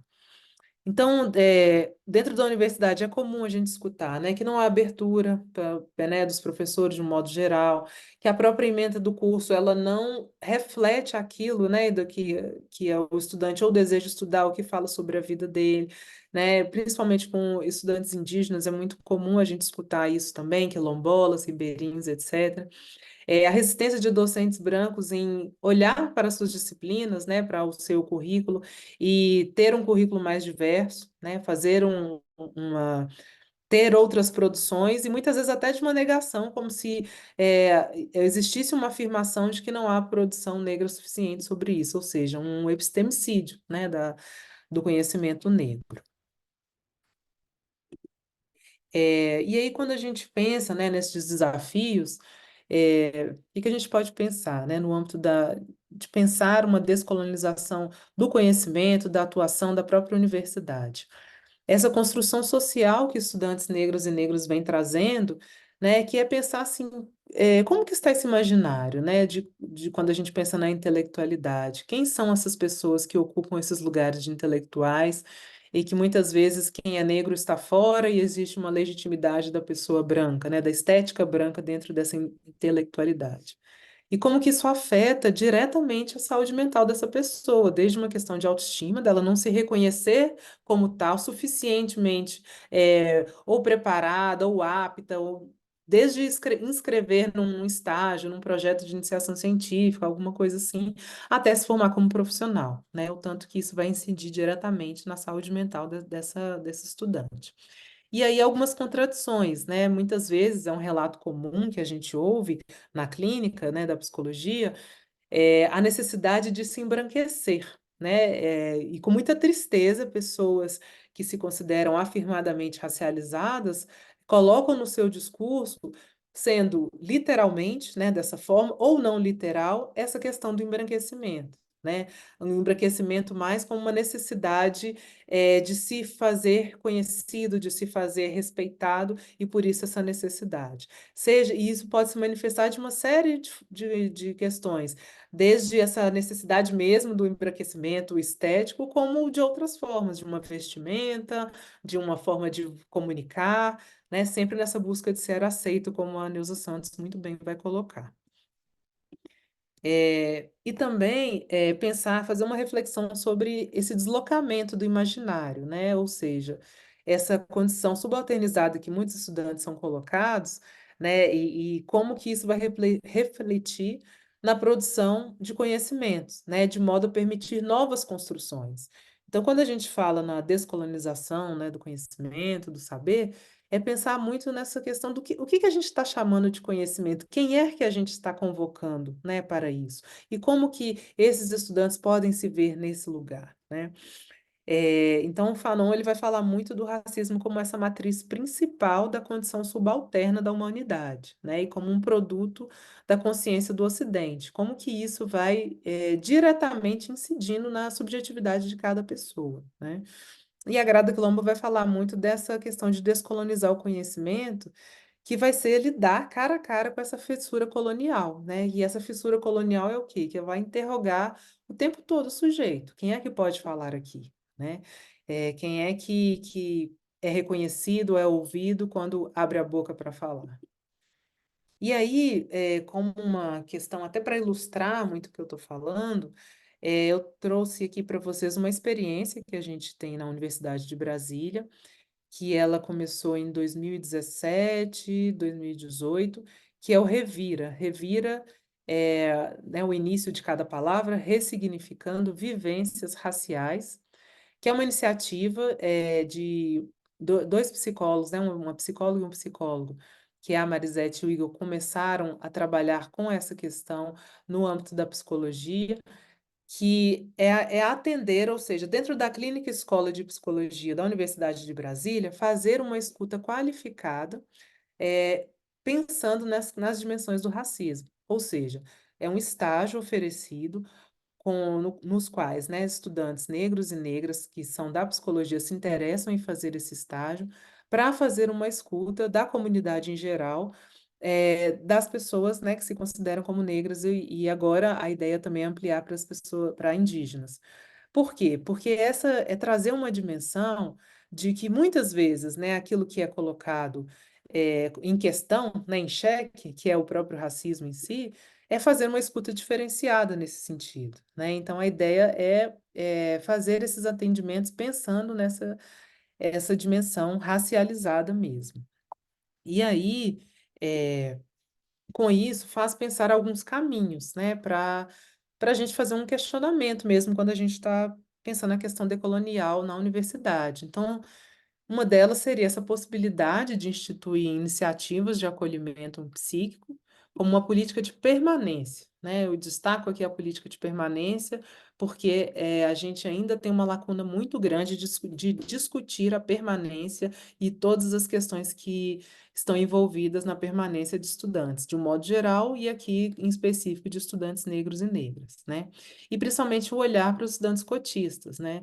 Em uma entrevista que a gente fez com estudantes da graduação, cotistas, falaram dessa questão. Nossa, assim que a gente chegou na universidade, a gente automaticamente já foi colocado, tanto no grupo de WhatsApp, quanto também no grupo, né, do dia a dia, e fomos taxados como os estudantes cotistas. E hoje, e as pessoas, assim, no meio ainda do curso de graduação, elas falaram, hoje os meus amigos acabam sendo os cotistas também, porque a gente foi ignorado pelas pessoas não cotistas, né? Então, como que as relações sociais elas vão sendo permeadas o tempo todo por uma chancela de um grupo que colocou ali como aqueles ali pertence só àquele outro grupo.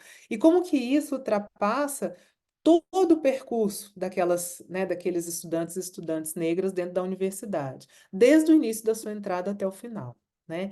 Então, pensar nessa questão do acolhimento como uma política institucional da universidade, né, que isso seja pensado em todas as instâncias, ter um incentivo para a produção de conhecimento nessa perspectiva decolonial e antirracista, né? Não, se não tem como a própria professora Débora colocou, da gente não pensar, né, não aliar essa questão decolonial à dimensão antirracista. Então, que as produções de conhecimento estejam nessa linha, com incentivos, com fomentos, né, com ampla divulgação. E pensar também nessa formação do corpo docente representativo, né, que a gente veja mais espelhado, assim como estamos vendo aqui, né, professoras negras com engajamento, com todo o envolvimento da temática, para que a gente possa ter essa garantia do acolhimento, não só num espaço de escuta psicológica, psíquica, por exemplo, mas também dentro da sala de aula, né, principalmente.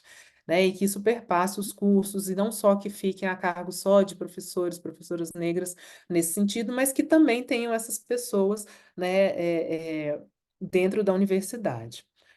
E aí, só uma questão também que eu queria ressaltar, que quando a gente está falando de saúde mental, né, a gente fala de uma série de atravessamentos, né, assim, que muitas vezes não são consideradas como uma dimensão de importância, né, é como se saúde mental fosse aquilo que a gente não pode falar muito, aquilo que a gente tem que cuidar individualmente, então da necessidade da gente coletivizar mais esses sofrimentos, né, aos quais grande parte de estudantes tem passado por isso, da gente entender que não é uma questão individual de cada um, do tal do não dar conta, né? Porque é muito colocado para nós, pessoas negras, quando as pessoas são, mas é você que não deu conta, você tem que dar conta, você aguenta, né?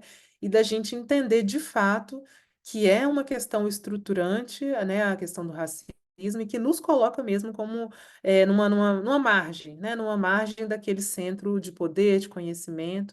Então, que a gente possa também coletivizar mais os nossos sofrimentos, as nossas demandas e as nossas soluções. Eu acho que é isso, eu queria muito agradecer. No início, eu acabei começando logo a apresentação, mas eu queria ressaltar a iniciativa e todo esse trabalho que a professora Shirley tem feito, né, e junto com o professor Brechner aqui no Brasil, tem sido de grande importância para a gente fazer essas reflexões dentro e fora da universidade, pensando essa questão decolonial. Eu acho que quando a gente faz esse movimento de conversar, né, de trazer pessoas, de colocar essa interconexão global, como a gente tem feito, como a professora Shirley tem feito, eu acho que esse é um dos caminhos da gente pensar a descolonização. E agradecer muito e colocar à disposição. Obrigada. Muito obrigado, Ana Luísa, né? É uma fala muito contundente, né? Eu sou professor atualmente na saúde pública, né? Na saúde coletiva, como nós chamamos aqui no Brasil. E aqui nos nossos espectadores que estão assistindo, vários também são desse campo, né? Foram convidados aí a participar, né? Então, eu imagino que sua fala também vai tocar bastante, no que diz respeito aos temas de interesse, né, de como pensar a descolonização também a partir da perspectiva da saúde, saúde mental, né, de estudantes negros, de pessoas negras de um modo mais amplo, né? Então, eu acho extremamente, né, como todo mundo está percebendo aqui, né, eu acho que para alguns que não conhecem esse projeto do Laboratório Antirracista, que está sediado na Universidade de Alberta, mas que está articulado em vários países, né, e África do Sul, né, Suécia, Canadá, Brasil, Finlândia, Noruega, entre outros, né? Então, nós somos uma rede, né? E, recentemente, a professora Sheila Tete coordenou uma pesquisa sobre descolonização nas universidades, esteve aqui conosco ano passado, foi uma visita muito, muito boa, foi muito bom tê-la aqui conosco. E aqui, na verdade, nós estamos dando continuidade nessa série de webinários, né, diz respeito a essa articulação, né? em breve nós vamos ter outros momentos de compartilhar alguns dos resultados, né, dessa pesquisa internacional que está ocorrendo, né, que nós estamos fazendo parte dela, né? Bom, a gente tem alguns momentos agora, alguns minutos para podermos discutir um pouco, respondermos algumas perguntas, caso os nossos participantes tenham perguntas, vocês podem escrevê-las no nosso chat, tá? Que a gente vai ler aqui, né? A Manza e eu estamos atentos aqui às perguntas de vocês, se vocês quiserem perguntar, né? Nós podemos aqui estar respondendo vocês, tá bom? Ela já colocou lá um comentário informando sobre isso. Enquanto vocês vão pensando aí sobre eventuais perguntas, eu queria fazer algumas observações rápidas, né? Eu ouvindo vocês três hoje foi muito bom, né? Eu fiquei pensando aqui, pensando um pouco no que a professora Débora trouxe sobre a questão das memórias, da museologia dos museus no Brasil, né, dessa descolonização dos museus, é algo realmente muito impressionante, muito interessante.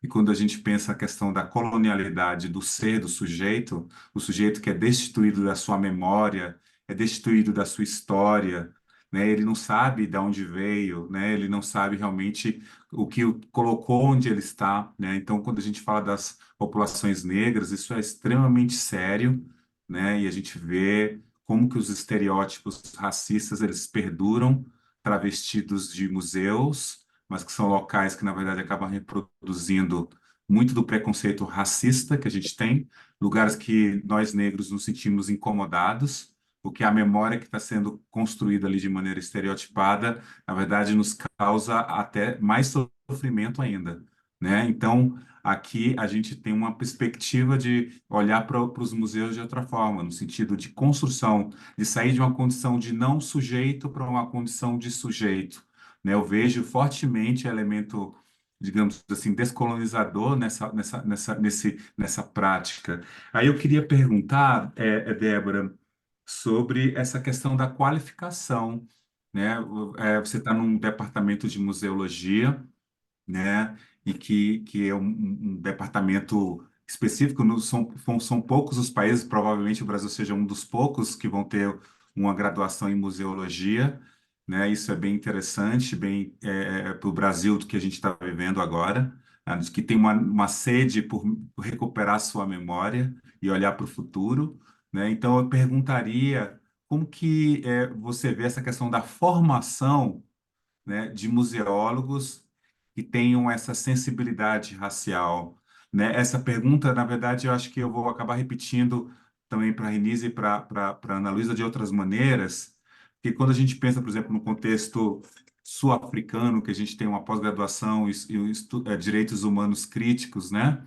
Ou quando a gente pensa no Reino Unido, que nós também temos uma pós-graduação numa perspectiva decolonial, e em outros países também, nos Estados Unidos, que você tem um curso como o dos estudos africanos, né? O Brasil não tem isso de maneira estrutural, né? Então a gente não forma um profissional em raça ainda no Brasil especificamente. Nós temos cursos de especialização, mas nós não temos curso, digamos assim, stricto sensu para a formação desses profissionais. Como você vê isso, né, por exemplo, na perspectiva da formação de profissionais no campo da museologia, com esse olhar, né? Então, essa seria uma pergunta para você. Para a Renísia, né, eu fiquei pensando, né, assim, eu gostei muito dessa questão dos clubes negros que você trouxe também, achei muito legal, porque faz a gente pensar que museu não é só necessariamente um local com peças inanimadas. O museu pode ser uma coisa viva, uma coisa real, mantida por pessoas que realizam práticas naquele lugar, né? Então, você nos mostrou aqui um exemplo de que museu pode ser uma coisa muito diferente do que a gente pensa no museu mais eurocêntrico, no modelo mais eurocêntrico de museu, quando a gente pensa no Louvre ou algum outro tipo de museu dessa natureza mais tradicional, mais clássica, né? No caso da Renísia, né, eu acho que as informações sobre a situação de violação dos direitos da população negra no Brasil são muito graves, e eu acho que tem uma coisa muito importante na sua fala, Renísia, que diz respeito a questão de como a política pública ela ainda falha muito no sentido de articulação dos próprios dados, né? E quando a gente quer pensar de uma maneira interseccional, que eu acredito que seja uma maneira também de decolonizar também, a interseccionalidade tem todo um potencial crítico transformador, né? Acredito que a gente tem um desafio gigantesco do que diz respeito às políticas públicas, que os dados não conversam entre si. A gente não sabe quem são os estudantes que estão abandonando a universidade, se são negros ou não, ou indígenas, a gente não sabe sobre a orientação sexual desses estudantes. Então, são várias variáveis que dificultam a própria elaboração e execução de políticas públicas diante de toda uma situação de violação de direitos, como você mostrou em vários slides e dados que você trouxe, né? Eu achei isso bastante importante, né? Eu acho que a sua fala vai muito na linha de mostrar um pouco da colonialidade do poder dentro da estrutura da política pública. Qual seria um dos caminhos? Eu acho que você já mostrou no finalzinho da sua fala, mas eu insistiria. Quais seriam um dos caminhos para essa decolonização da política pública? Eu sei que você milita há muito tempo nesse campo, né? Desculpe. Então, eu queria observar um pouco mais essa questão. E Ana Luísa, por fim, né? Eu não seria uma pergunta, mas eu só queria comentar. Eu achei muito interessante realmente essa perspectiva do Revira enquanto uma estratégia, né, dentro da universidade. E gostaria de saber a sua perspectiva, né, de tornar isso algo maior, que ao que parece é a iniciativa de um departamento, né? Qual o caminho para a gente promover saúde para a população negra dentro da universidade? A gente sabe que a universidade tem algumas coordenações, algumas áreas que estão ligadas à questão da promoção da saúde, mas quando a gente pensa na questão interseccional ou racial, a gente encontra um problema de invisibilidade desses sujeitos. O que você diria sobre essa questão, né? Qual o caminho que a gente poderia estar pensando em tentar criar mais espaços de acolhimento para esses estudantes, que seja algo realmente institucional? Eu sei que já é institucional o programa, o Revira, mas como isso poderia ser uma política mais estrutural, antirracista, né? Mas seriam alguns comentários, já agradecendo mais uma vez a todos o que vocês disseram. É, Aqui eu tenho alguns comentários, antes de passar a palavra a vocês. Primeiro da Rosana, que agradece pelas apresentações de vocês três.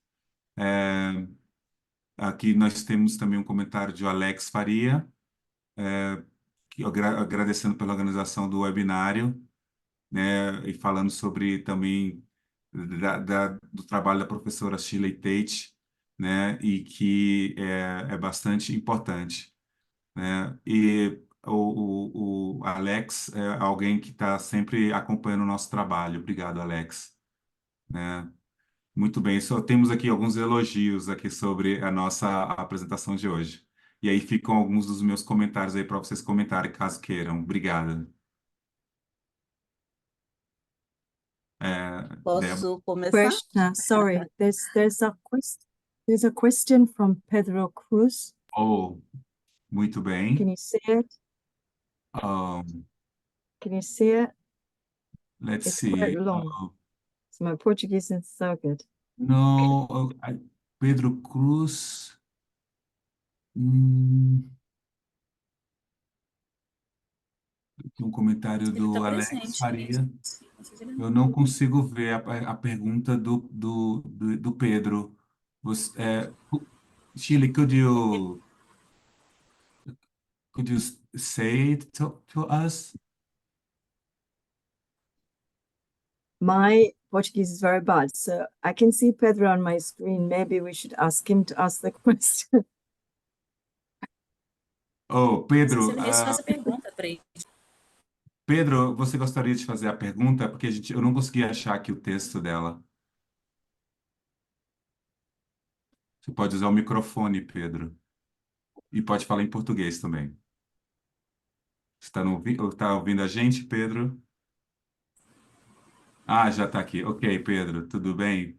Boa Pode fazer sua... tarde Boa a tarde. todas as pessoas que estão nessa sala, professora Débora, aqui que a gente está sempre numa relação de parceria, professora Renise. Quando falou-se de representatividade, e eu estou pensando que o sistema de cota tem possibilitado e tem, de fato, trazido muitos estudantes negros para a universidade, mas esses alunos não conseguem se ver representados no quadro docente, né? E aí a questão que eu trago é a seguinte: nós temos, por um lado, a instituição que não está cumprindo com o mandamento legal, que é a aplicação correta da Lei de Cotas 12.990 para a contratação de docentes. Há pesquisas que mostram que, durante todo esse período, há um número absolutamente reduzido de professores que foram contratados pela lei de cotas. E aí a pergunta que eu fiz foi: qual seria então o mecanismo que nós poderíamos estar acionando para fazer cumprir, né, essa legislação, porque nós estamos ferindo um direito consagrado das pessoas, e essas pessoas efetivamente não estão acessando a universidade. Então, assim, a gente sabe que tem todos os órgãos de controle, tem ministérios, tem uma série de coisas, mas a gente não tem visto uma ação efetiva que garanta, né, esse direito.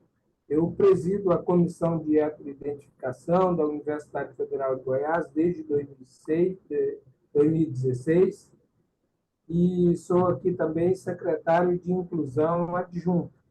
E esse é um problema que a gente realmente tem muitas dificuldades em entender por que ainda as instituições agem dessa forma, usando-se do que se chama autonomia universitária de maneira errônea, porque está usando para afrontar a legislação brasileira. O que nós poderíamos, então, fazer? Qual seria o instrumento que nós vamos usar para fazer valer esse direito? Porque hoje, aqui na UFG, só para registrar, a nossa universidade, desde 2019, ela efetivamente aplica os 20% que a lei determina.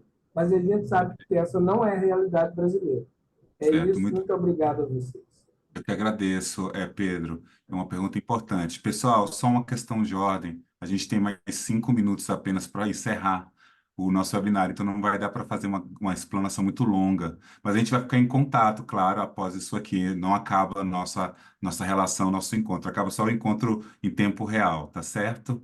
Então, eu queria passar a palavra às professoras, e a gente vai ter um tempo um pouco reduzido, perdão, mas acho que dá para pelo menos fazer um comentário breve e que a gente possa seguir depois também em outras formas de contato, tá certo? Obrigado. Professora Débora?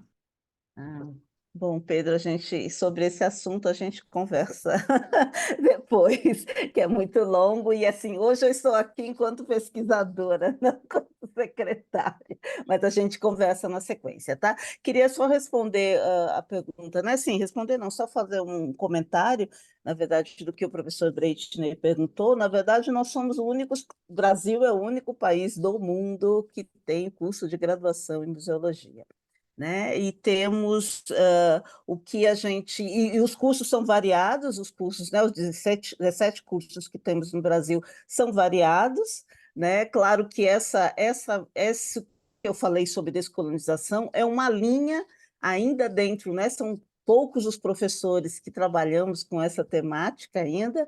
Claro que nós temos que formar estudantes que saibam trabalhar também nesses museus clássicos, né? Então, a proposta é que realmente a gente forme esses que sabem mexer com os museus clássicos, mas também que venham com essa postura também de mudar dentro dos museus, desses museus clássicos, descolonizar esses museus. Mas ainda é um caminho longo aí pela frente, né, que a gente tem, mas e principalmente porque nós temos hoje, a grande maioria dos museus não tem museólogo, né? O que é obrigatório nas bibliotecas, que é ter biblioteca com bibliotecário, dentro dos museus isso ainda não é possível, né? Então, vou falar assim rapidinho, agradecer imensamente, foi muito bom, acho que a gente teria muito para conversar, mas vai ser por um outro minuto, deixar minhas colegas responderem também, tá bom? Obrigado, Débora. Posso falar então? Vai na sequência, né, Ana? Bom, queria agradecer mais uma vez a professora Shirley Tate, um prazer te ver, Shirley. Muito obrigada pelo projeto maravilhoso, Breitner, mais uma vez. E só reforçar, Breitner, que na verdade o que eu quis dizer é que a perspectiva decolonial, na minha leitura, ela é muito mais do que um conceito. Ela é uma ferramenta operacional. Então, sinceramente, desculpa aí, eu não estou na universidade única exclusivamente para escrever papers, né?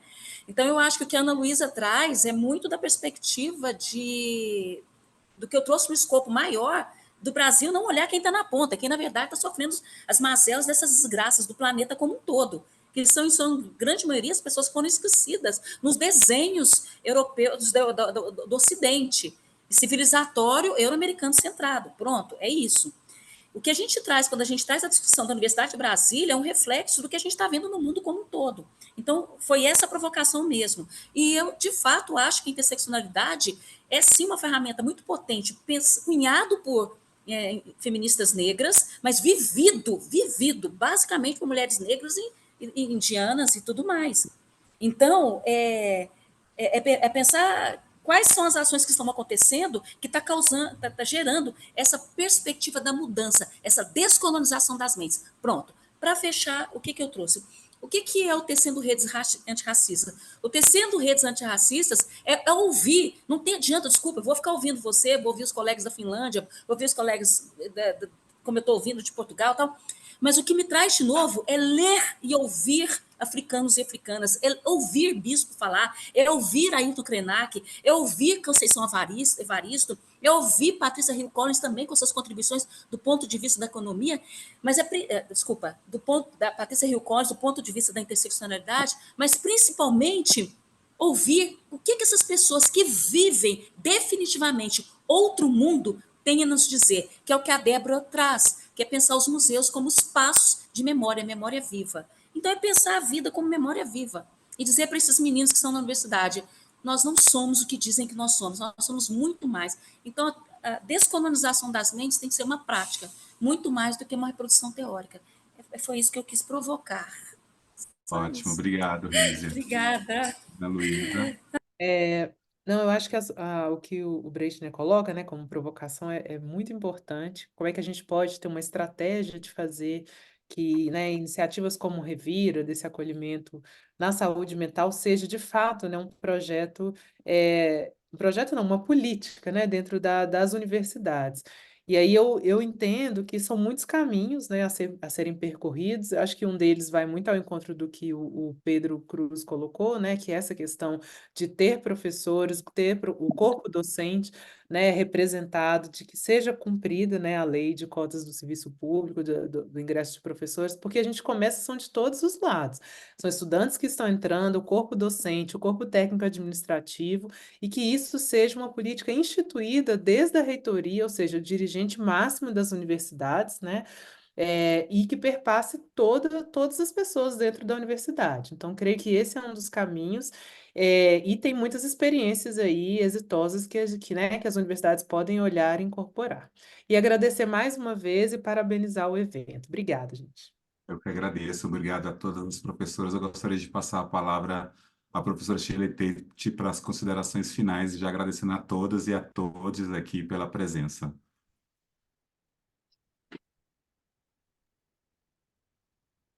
I want to thank you so much, colleagues.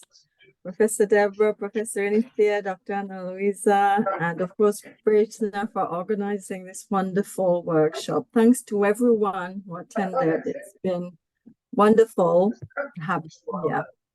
And just to say that the next event from the Anti-Racism Lab is going to be on the 22nd of May, and it's just going to be a talk, not a workshop, a talk by Professor Tamara Kitosa, And it's going to be on Black masculinity. As usual, Manza will send out the information to everyone. Everyone is welcome to attend.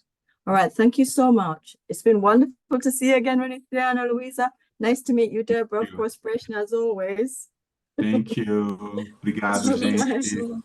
Espero encontrá-los em breve. Beijos. Tchau, tchau. Ciao.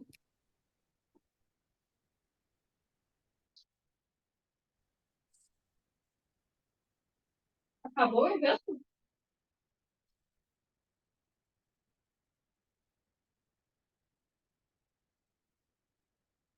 Obrigada.